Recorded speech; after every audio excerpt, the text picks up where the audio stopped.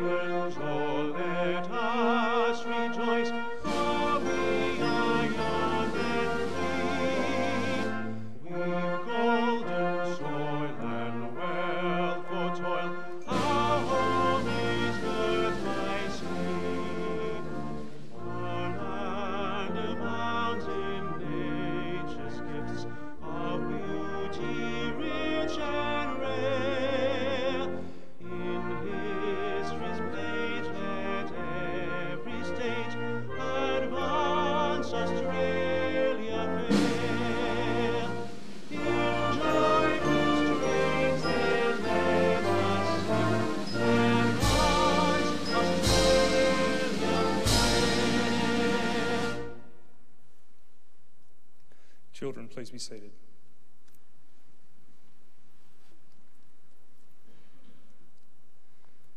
The Australian War Memorial was the vision of Charles Bean, Australia's First World War official historian. Bean landed with the Australian troops on Gallipoli and stayed with them at the front through until the end of the war. The idea of this national memorial and museum came to him at Pozières, France, in the depths of the bloody fighting of 1916.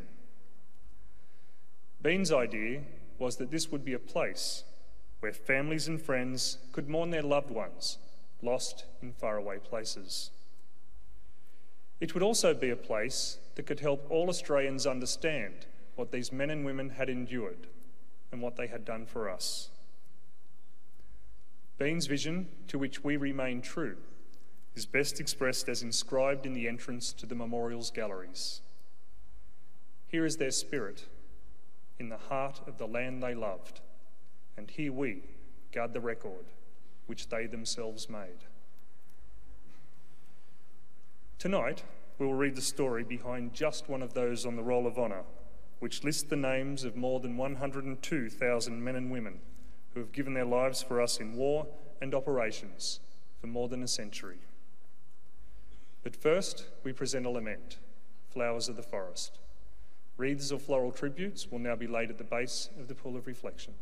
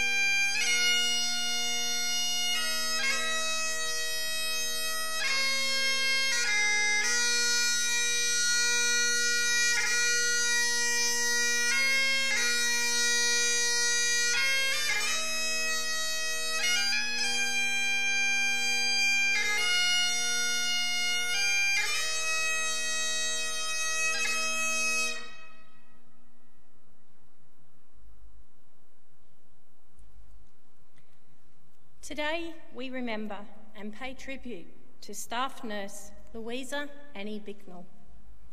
Born near Elmore in Victoria in 1879, Louisa was the daughter of John and Eliza Bicknell. She had 5 sisters and 3 brothers.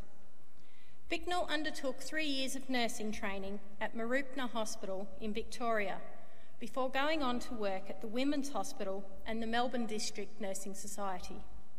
She then established a private hospital in Bairnsdale, Victoria. Bicknell enlisted in the AIF's Australian Army Nursing Service in March 1915 at the age of 35. More than 3,000 Australian civilian nurses volunteered for active service during the First World War. They were posted to Britain, France, Belgium, the Mediterranean, India, and the Middle East, where they worked in hospitals, on hospital ships and trains, or in casualty clearing stations closer to the front line. Bicknell embarked for overseas service from Sydney on the 13th of April 1915. She was posted to No. 1 Australian General Hospital at Heliopolis in Egypt, where her patients included Australians wounded during the landings on Gallipoli. After just a few weeks nursing at the hospital, Bicknell became ill with a septic infection in her right arm, possibly picked up via a scratch on her hand. She died of pyemia, a type of septicemia, on the 25th of June, 1915. It was widely reported that Bicknell was the first Australian nurse to die in Egypt.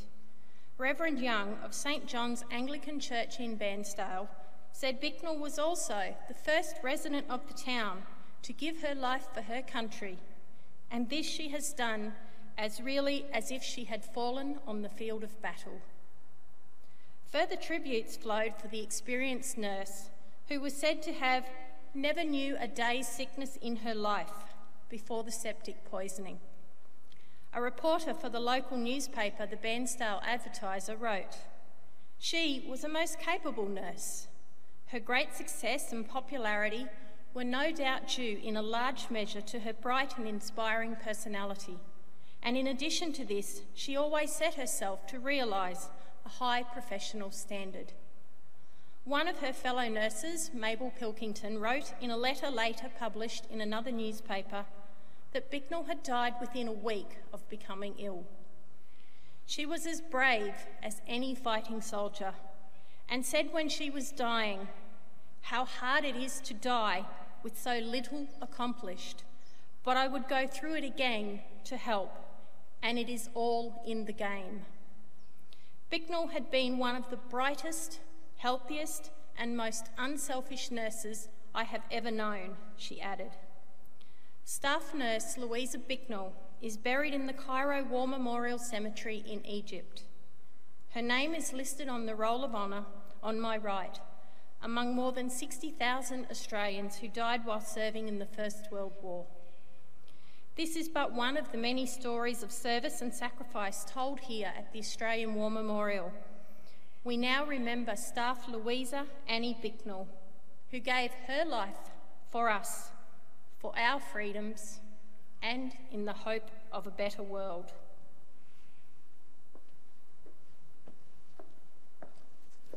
Please stand for the reading of the Ode and the sounding of the last post.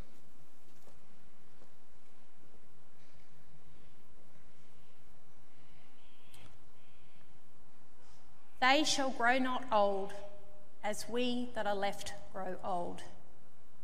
Age shall not weary them, nor the years condemn. At the going down of the sun, and in the morning, we will remember them. We will remember them.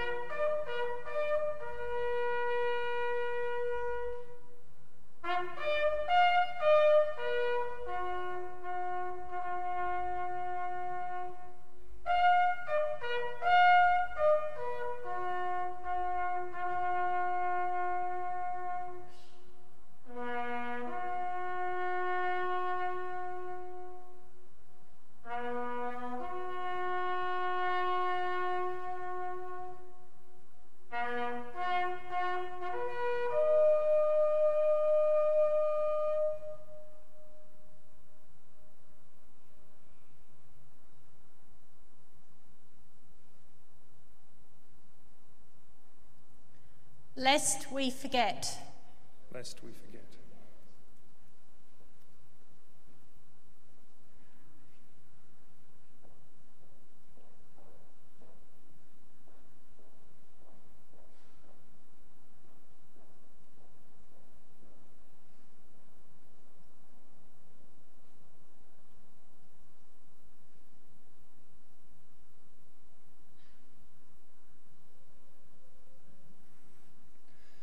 We leave you this evening with the words of the memorial's founder, Charles Bean. Many a man lying out there at Pozières or in the low scrub at Gallipoli, with his poor, tired senses barely working through the fever of his brain, has thought in his last moments, well, it's over. But in Australia, they will be proud of this. Ladies and gentlemen, girls and boys, that concludes the last post ceremony. We thank you all for visiting the Australian War Memorial and wish you all a very good evening. Thank you.